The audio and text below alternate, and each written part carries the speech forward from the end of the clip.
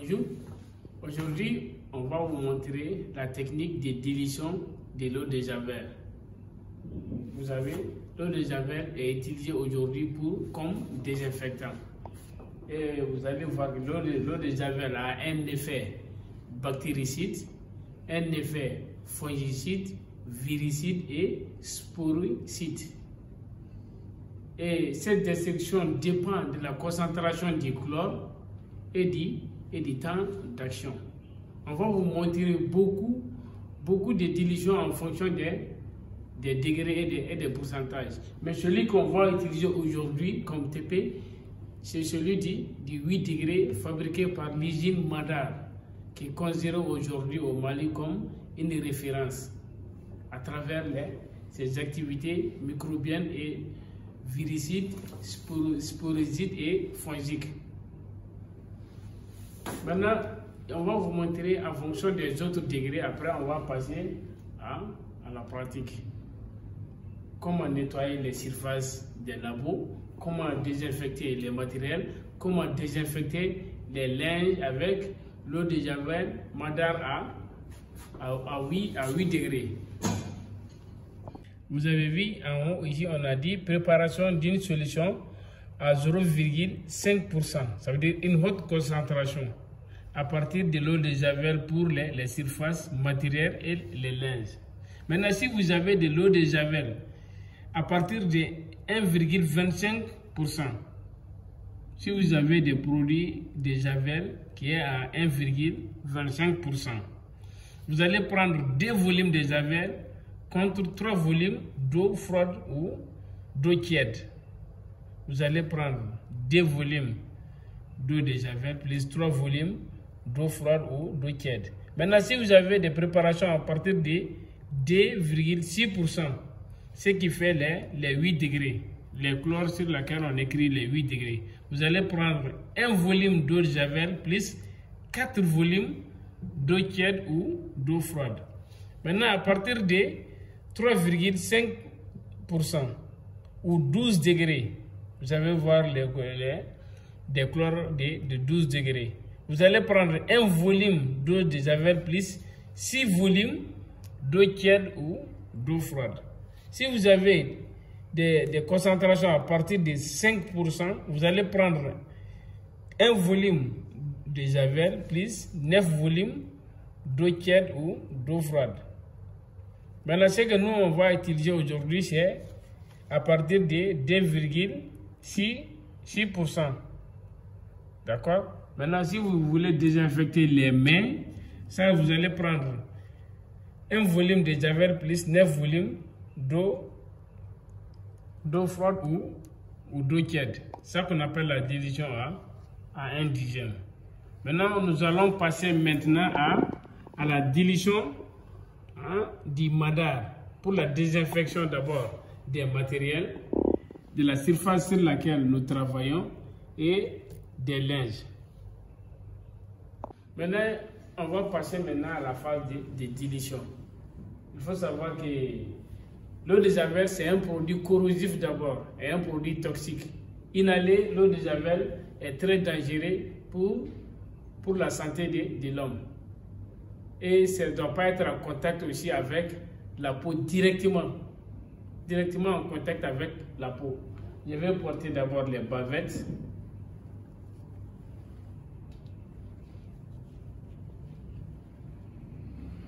Je vais aussi porter les gants.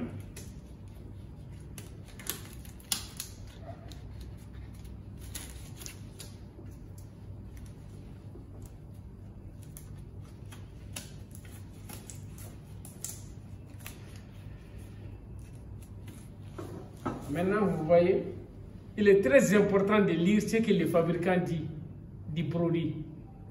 Il est très important de lire d'abord ce que le fabricant dit de son produit. C'est très important. Maintenant, vous voyez, moi, ce que je vois d'abord, je vais vérifier d'abord la date de péremption, si vraiment le produit n'est pas périmé. Puis je vois la date en haut ici. C'est pas périmé. Vous voyez? Quatrièmement, vous avez les 4 11e mois 2023. Maintenant, qu'est-ce que je vérifie encore? Le degré du chlore. Ici, quand vous voyez en bas ici, et regardez, c'est écrit 8 degrés. Vous voyez? Maintenant, je vais lire encore le mode d'emploi, ce que lui il dit du produit. Regardez. Il me dit ici de prendre une cuillerée à soupe de madar dans 5 litres. Ça, c'est pour les linges. Vous voyez? Maintenant, pour les toilettes et les surfaces, il me dit de prendre deux coupes de café de madar dans 5 litres. Maintenant, pour les matériels, ça, vous voyez ici, c'est écrit les ciseaux et autres là. Il faut prendre 2 coupes de café pour 5 litres. Vous comprenez maintenant? Et j'ai lu maintenant, attention, ça veut dire les précautions à prendre. On dit ne pas mélanger madar avec un produit comme les détergents et un gaz toxique. Maintenant, comme c'est dit bien ici, nous allons mesurer d'abord cette quantité pour nettoyer les paillages et puis on va préparer pour les matériaux, que ce soit les pinces et les tuyaux.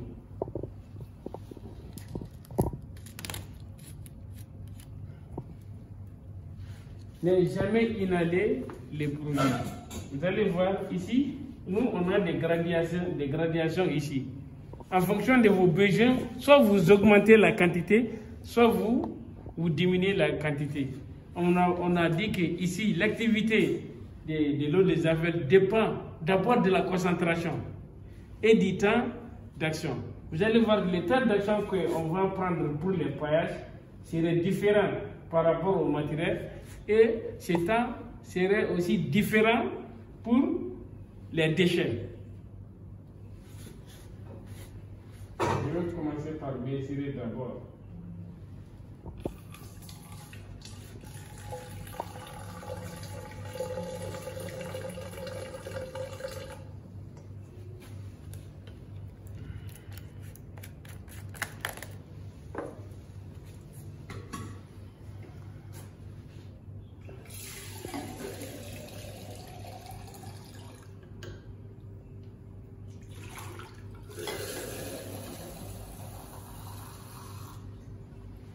Maintenant, je vais compléter avec de l'eau la quantité dont moi j'ai besoin.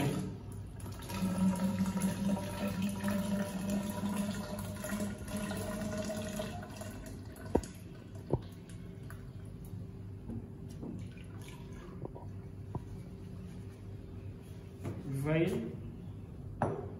Maintenant, soit vous agitez pour bien mélanger.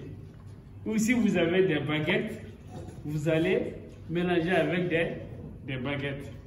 Une fois bien mélangé, je vais transvaser dans les récipients appropriés.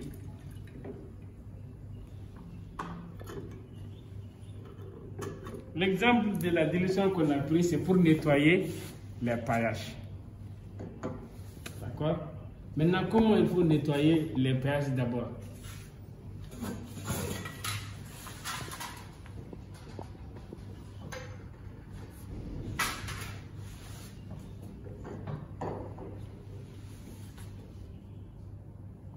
Maintenant, vous voyez, qu'est-ce que je vais prendre l'éponge. Vous voyez? Je vais mettre beaucoup de liquide. Maintenant, je vais passer d'abord l'éponge là sur la paillage. Vous voyez, comme ça. C'est pour éparpiller un peu la solution sur la paillage. Vous voyez? Toute la paillage maintenant, vous voyez. Maintenant, qu'est-ce que j'ai fait? Je laisse en contact pendant 15 bonnes minutes. Vous attendez 15 bonnes minutes. Ce temps permettra à l'eau de javel de faire son action bactéricide ou viricide ou fongicide ou sporicide. Vous comprenez? Il faut respecter les temps d'action. Après ce temps-là, je vais maintenant venir nettoyer complètement. Vous voyez, vous-même, vous allez remarquer la surface du paillage.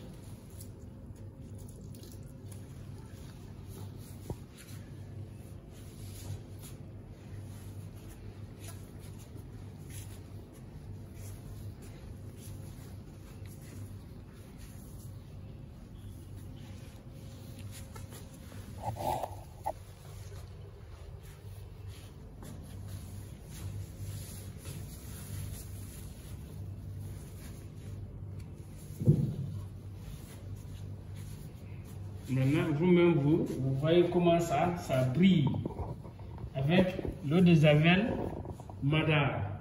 Vous voyez comment ça brille. Il faut toujours respecter les temps d'achat. Maintenant, pour les matériels vous voyez, pour les matériels, hein, on va prendre, voici ces matériels. Il faut éviter les matériels qui contiennent du sang. Et si ça contient du sang, il faudra les nettoyer d'abord et puis les plonger dans l'eau de Javel. Pour la désinfection.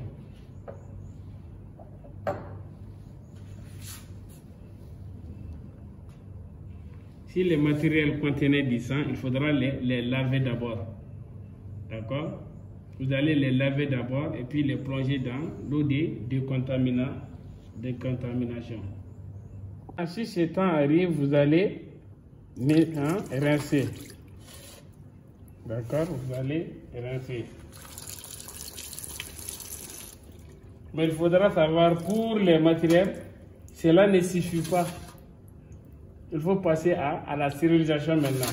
Mais avant de passer à la stérilisation, il faudra d'abord les désinfecter. Si vous les désinfectez, en ce moment, vous les rincez et vous allez passer à la stérilisation. Maintenant, il reste la partie où on va parler maintenant des légumes et des denrées alimentaires. Il faut savoir la qualité sanitaire des aliments compte beaucoup pour la santé des êtres vivants. Maintenant, comment on fait la dilution pour les fruits et légumes? Il faut savoir, on utilise l'eau de Javel à 2,6%. Vous allez prendre 300 ml que vous allez mettre dans 50 litres. 300 ml d'eau de Javel que vous allez mettre dans 50 litres d'eau froide ou d'eau tiède. Et vous allez tremper, exemple la salade, vous allez tremper votre salade pendant 5 bonnes minutes. Pendant 5 bonnes minutes.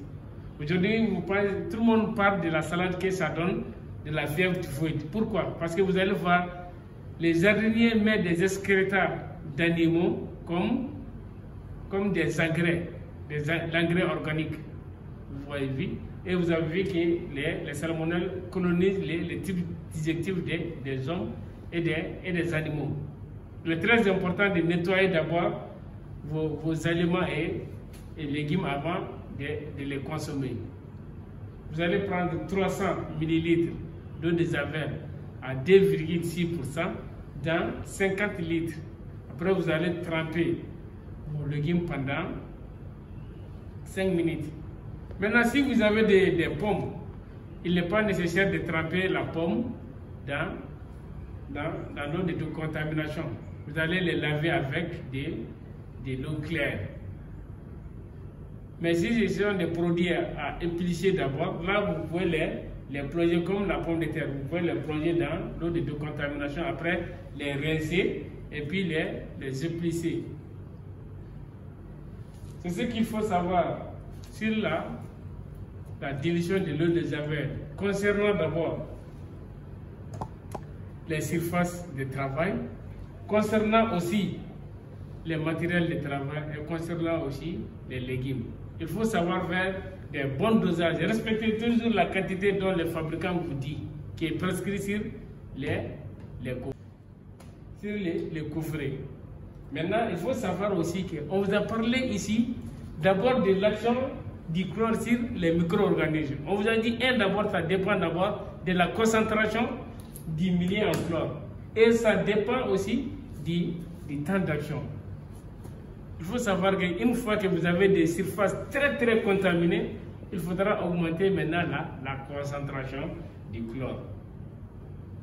L'activité chlorhydrique sur les micro-organismes dépend d'abord de la concentration et ça dépend aussi du temps d'action. Je vous remercie.